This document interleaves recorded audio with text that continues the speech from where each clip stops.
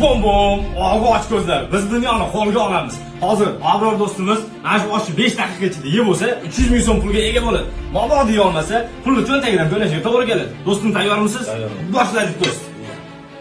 Ha do'st, men sizga ishonaman. Xudo xohlasa yeb Nima qilyapsan? To'xtanglar. Iltimos, kontent bo'ling. Kontent o'chir. Siz molmisiz, odammisiz?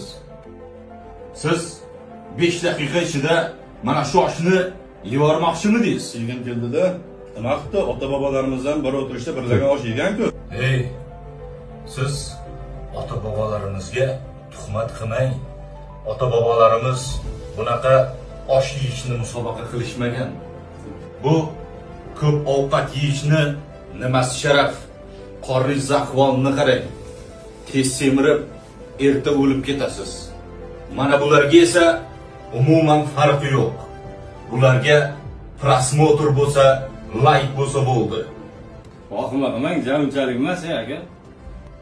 Qanchalik? Bu millat yeyish uchun yashamagan, yashash uchun yegan. Hozir Firdavs restoranni yigitlarga aytaman, oshingizga osh qo'shib berishadi. Uyingizga borib, oilangiz bilan shoshmasdan yeng. Hey odam bo'lib keldik, odam